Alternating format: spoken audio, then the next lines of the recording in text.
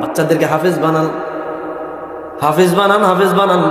আধুনিক শিক্ষা বেড়া জালে পড়িয়া আধুনিক শিক্ষার প্রতি ধোকায় পড়িয়া গিয়া বাচ্চাগুলারে সকালবেলা কিন্ডারগার্টেনে ভর্তি করায়া কোরআনের নূর থেকে বঞ্চিত করেন। এই ছেলে বড় আলেম, এই ছেলে বড় শিক্ষিত হইয়া পড়ে আপনাকে, আম্মাকে, আপনার আব্বা, আপনাকে, আপনার স্ত্রীকে, তার মাকে, তার বাবাকে বৃদ্ধাশ্রমে দেয়। কথা বলে না, কথা বলে না, ঠিক কিনা?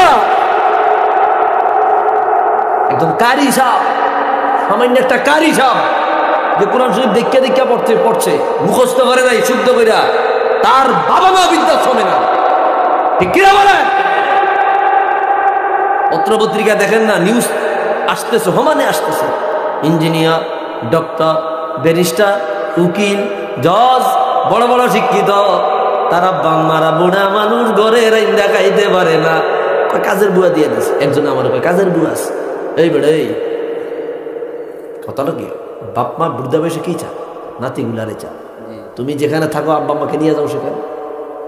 একটা আছে কিছু বাপ মা আছে যাইতে চায় না, আমি কোথাও যাবো না, একটু জিদ করে, এটা ভিন্ন বিষয়, তুমি নিয়ে যাও, একটু নাইনাত করলে থাকতে পারো। আমার একজনে কয়, ভাই শিক্ষিত মানুষ কয়, হুজুর বৃদ্ধাশ্রমে আমগো দেশের মানুষ খারাপ চোখে দেখে। এটা তো আমি খারাপ কিছু দেখি না। আমি কে ভাই কেমনে? আমি কে ভাই, আমি তার একটা জবাব দিছি, কে কেমনে? কে দেখেন, বাবা মার লালন পালন করতে গিয়ে অনেক সময় সন্তানরা বাবা মার দিকে চাইতে গিয়ে তার বড় বড় কেরিয়ারে বড় বড় সুযোগগুলো হারায়। নাউজুবিল্লাহ। কথাটা আমার একটু গায়ে লাগলো। বাবা মার দিকে টেক কেয়ার করতে গিয়ে অনেক বড় সুযোগ ফ্যাসিলিটি আছে, এগুলো সে লস করে।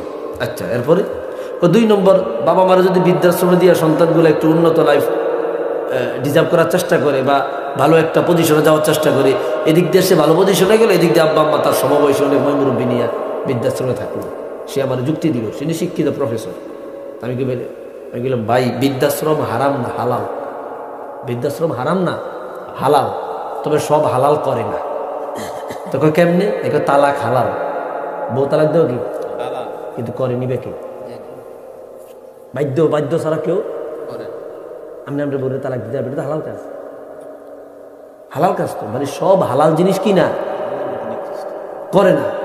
আবগদুল হালাল, এই যে ভাই যে কইছে আবগদুল হালাল, নিকৃষ্ট হালাল, তো সব হালাল জিনিস করা যায় একেবারে বাধ্য, জরুরত হওয়া ছাড়া, জরুরত একেবারে যেটা হয়ে গেছে, যেমন কিছু না খাইলে সুগার খাওয়া যায়, আছে না, কোন পরিমাণে, যেই পরিমাণে খাইলে জীবন ফিরা পাইব, বুঝেন না কথাটা? তাহলে যেটা জরুরত, এটা ভিন্ন বিষয়। এই বিষয়গুলো আজকে এমনভাবে মাইন্ডে সেট আপ দিছে আমাদের যুবকদের, বলে বাপ মা বৃদ্ধাশ্রমে থাকবে। এক ভাই মারা গেছে আমেরিকান, আমার খুব ক্লোজ লোক, দেখো খুব ভাই ভালো মানুষ ছিল। উনি বলো ভাই আমেরিকান স্টাইল কি, এই সন্তানদেরকে ছোটবেলা থেকেই বাপ মা থেকে আলাদা শিক্ষা দেয়, যে বড় হয়ে গেলে যে যার মতো চলো, তাই ভাই বাপ মার খেদমত হেরা হেগো মতো এই ব্যবস্থা নিয়ে নিব। মানে ছোটবেলা থেকে তাদের মাথার মধ্যে এই বিষয়গুলো ঢুকাই দেওয়া হচ্ছে, ওই কালচার, ওই নীতিমালা বাংলাদেশ আমদানি হচ্ছে। আওয়াজ দিয়া বলি নাউজুবিল্লাহ। আমি বুঝাইতে পারতেছি আপনাদেরকে, বাচ্চাদেরকে আল্লাহর দিন আগে শিক্ষা দিন। এই কথাগুলো প্রাসঙ্গিক আসতেছে, বলছি ভাই মনে কষ্ট নিচ্ছেন, মনে কষ্ট নিবেন। আপনি দেখেন বর্তমানে অধিকাংশ বড় বড় শিক্ষিত, আমরা তো সারা দেশ ঘুরি, দেখি এই বাচ্চাদেরকে ইলমি লাইনে পড়া, বিশেষ করে আলিয়া লাইনে পড়া। কেন? দেখা গেছে সিলেবাস, কলেজ ইউনিভার্সিটি সিলেবাস আর মাদ্রাসা সিলেবাস একই, এখন কোনো পার্থক্য নাই, বরং আমরা আরো 600 মার্ক বেশি পড়ি। আমরা কোরআন পড়ি, হাদিস পড়ি, তাফসির পড়ি, ফিকহ পড়ি, উসুল পড়ি, আরবি প্রথম পত্র পড়ি, দ্বিতীয় পত্র পড়ি, এরপরে ইংরেজি দ্বিতীয় পত্র 200 মার্ক, বাংলা 200 মার্ক, গণিত, সামাজিক বিজ্ঞান, রাষ্ট্রবিজ্ঞান, আইসিটি, আরো কি কি আছে না, এগুলো সব আমরা পড়ি, যাই স্কুলে পড়ে। তো দেখলো কি রে, এন তো আমি 1 দিলে 2 ফাঁকি মারতে পারতেছি, লাভ বেশি।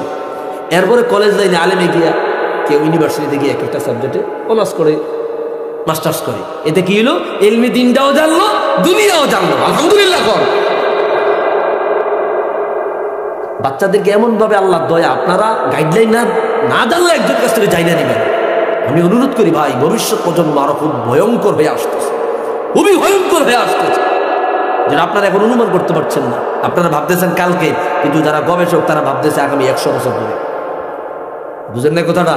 অনেকে ভাবেন কালকের কথা, আর গবেষকরা ভাবে 100 বছর পরের কথা। ভাইরা রে আমার, কথাগুলা বাইন্ডে নিবেন না।